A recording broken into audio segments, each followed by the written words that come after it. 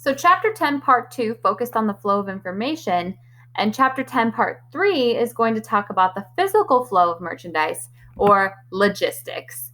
So let's define logistics before we get started with the conversation. Logistics is the aspect of supply chain management that refers to the planning, implementation, and control of the efficient flow and storage of goods, services, and information from the point of origin to the point of consumption. So basically, we're looking at how the merchandise gets from the vendor to the distribution center to the store.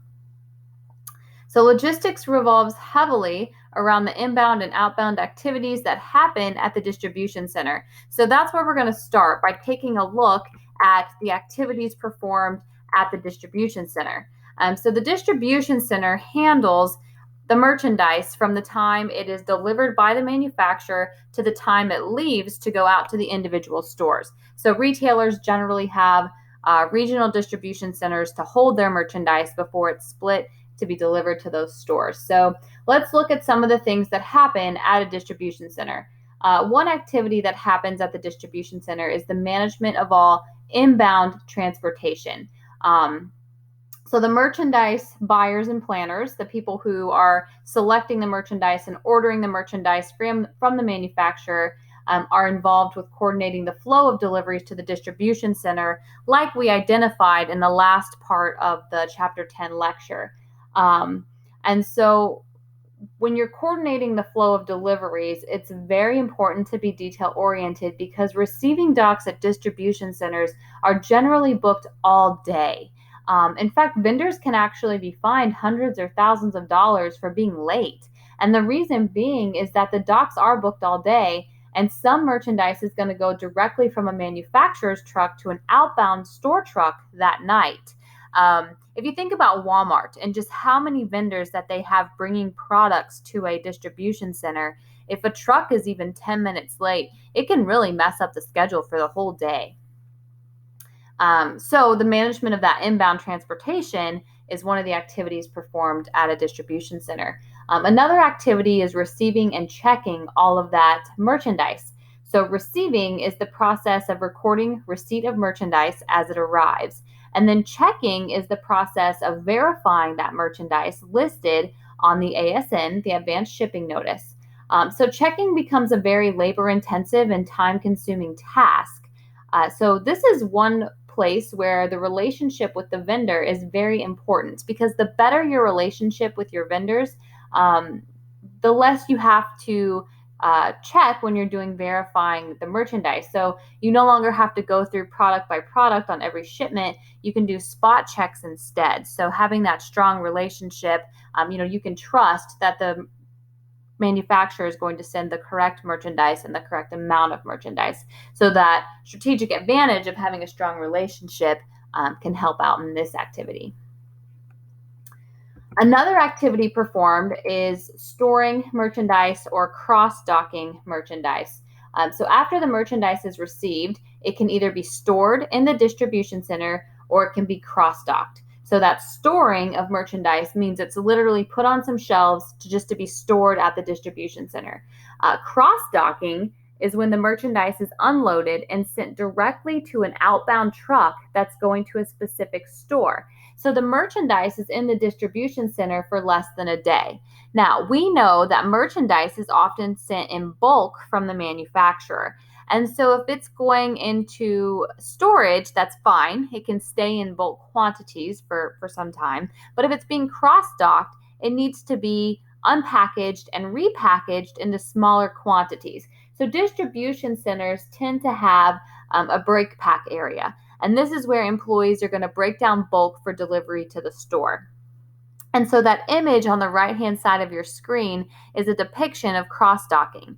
Right? So the left part of the image, you have 3 trucks from 3 different manufacturers, and they're bringing in the merchandise. And then you can see where those packs of merchandise are put into a break pack area and then put on separate trucks going to separate stores. So another activity is getting merchandise floor ready. And what this means is that the merchandise needs to be ready to be placed on the selling floor in the store. So this entails ticketing, marking, and placing garments on hangers. It refers to affixing the price and identification labels to the merchandise. So merchandise is going to come very generic to the distribution center. If you think about product like Hanes shirts or Hanes sweatpants, Hanes is sold in Walmart, it's sold in Target, it's sold in certain department stores, it's often even sold in drugstores and pharmacies. And so Hanes just puts a Hanes label on that. So someone has to put the individual store label on that, or the individual store ticket. And so that's what happens during this floor ready activity at the manufacturer or at the distribution center. I'm interested to hear if any of you have gone through the process of ticketing and marking or hanging, if you've worked in a retail store, maybe as a summer job or during the school year, because it is a very labor-intensive process. So you can talk about that in the discussion board for Chapter 10 if you've had any experience with getting merchandise floor ready. So another activity is preparing merchandise for shipping. And this is talking about outbound transportation, getting the merchandise from the distribution center to the individual store.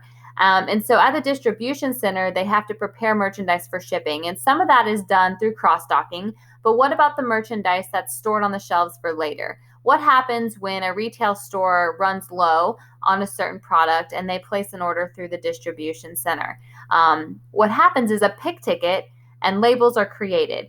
And a pick ticket is a document that displays basically on the screen of a forklift, and it indicates how many cartons to get from specific storage areas within the DC.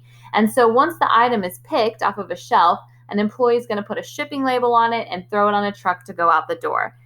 So you can see this example here of a pick ticket on the right-hand side of your screen. And it's for Walmart, and it identifies all of the different products that are needed to be shipped out to specific stores. So that is the activity list that happens in a distribution center. Now, the average distribution center runs about 50 to 100 outbound trucks a day, and that's for a large national retailer like a Walmart or a Macy's. And so retailers, a part of this distribution activities, retailers use very sophisticated routing and scheduling software, right, to help coordinate all of the different locations of the stores. It looks at road conditions and other constraints to help develop efficient routes. And so that distribution center plays, and the activities performed in the distribution center play a large role in the physical movement of merchandise that's so critical so that retailers don't have stockouts, they don't have angry customers, and they can keep their profit levels high. So that's the end of our discussion on the physical flow of merchandise. We'll pick up with Chapter 10, Part 4, talking about some of the delivery activities at a retail store.